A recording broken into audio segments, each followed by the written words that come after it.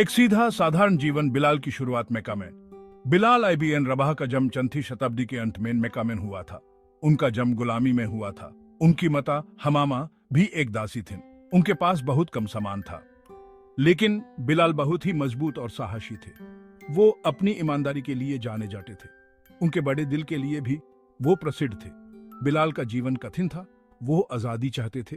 वो एक ऐसी दुनिया चाहते थे जहां जुल्म ना हो। उन्हें क्या पता था कि एक बड़ा बदलाव होने वाला है। ये बदलाव उनकी किस्मत बदल देगा और हमेशा के लिए एक निशानी छोड़ जाएगा। एक दिल जो धर्म से छू गया। बिलाल का इस्लाम स्वीकार करना हजरत मोहम्मद का मक्का में आना उम्मीद का संदेश लाया। ये समानता का संदेश था। ये न्याय का संदेश था। बिलाल, जिन्होंने हमेशा से इंसाफ चाहा था, पैगंबर साहब के उपदेश से बहुत प्रभावित हुए। उन्होंने इस्लाम के संदेश में सच देखा। उन्होंने इस्लाम अपना लिया। वो इस्लाम स्वीकार करने वाले पहले लोगों में से एक थे। उन्होंने ये फैसला पूरी श्रद्धा के साथ लिया, जिससे उनकी जिंदगी बदल गई। इसके लिए उन्हें बहुत बड़ी कीमत चुकानी पड़ी। आसानियां सहा जुल्म के सामने बिलाल की हिम्मत। बिलाल के इस्लाम स्वीकार करने से उनके मालिक उमैया इब्न खलाफ को बहुत गुस्सा आया। उमैया इस्लाम का बहुत बड़ा विरोधी था। उसने बिलाल को बहुत यातनाएं दी। वो चाहता था कि बिलाल अपना धर्म छोड़ दे। बिलाल ने माना कर दिया। वो अपने विश्वास पर अटल रहे। उनका धैर्य, जो उनके मजबूत विश्वास से आता था, इंसान की ताकत का प्रतीक बन गया। मुश्किलों के सामने उनकी हिम्मत उनके साथी मुसलमानों के लिए प्रेरणा बन गई। इस्लाम की आवाज। बिलाल पहले मुअज्जिन बने। हजरत मोहम्मद ने बिलाल के मजबूत विश्वास को पहचाना। उन्होंने बिलाल की सुरीली आवाज को भी पहचाना। पैगंबर साहब ने बिलाल को एक खास काम के लिए चुना। उन्होंने बिलाल को इस्लाम का पहला मुअज्जिन बनाया। अजान देना बिलाल का संबंध था। उनकी आवाज इस्लाम के संदेश का प्रतीक बन गई। विजय श्री मक्का फातेह में बिलाल का योगदान। मुसलमानों को मक्का में बहुत जुल्म सहना पड़ा। उन्हें मदीना जाना पड़ा। साल बाद वो मक्का वापस आए। उनकी वापसी एक जीत थी। ये शांति की जीत थी। ये धर्म की जीत थी।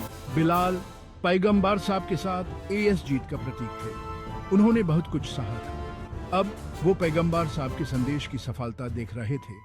वो काबा पर चढ़ गए, जो इस्लाम का सबसे पवित्र स्थान है। उनकी आवाज तेज और स्पष्ट मक्का की गलियों में गूंजू थी। नमाज के लिए बुला रही थी। ये बहुत खुशी का पल था। ये बहुत महान पल था। अजान के आगे मक्का के बाद बिलाल का जीवन सिर्फ अजान तक ही सीमित नहीं था।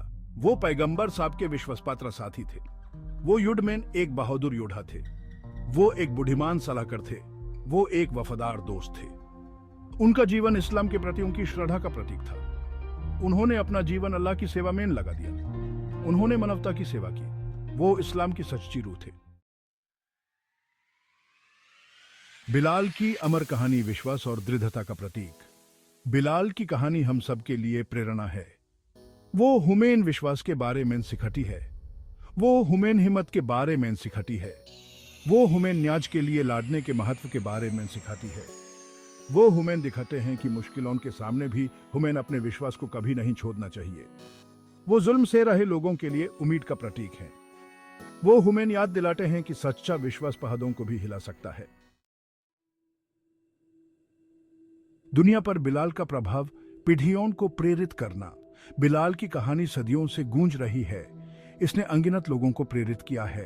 इस्लाम स्वीकार करना, जुल्म के सामने उनका अटूट विश्वास और इस्लाम के लिए उनका समर्पण ने उन्हें एक महान व्यक्ति बना दिया है। वो विश्वास की बदलती हुई शक्ति का एक चमकता हुआ उदाहरण है। वो हमें याद दिलाते हैं कि सच्चा विश्वास किसी भी मुश्किल को पार कर सकता है।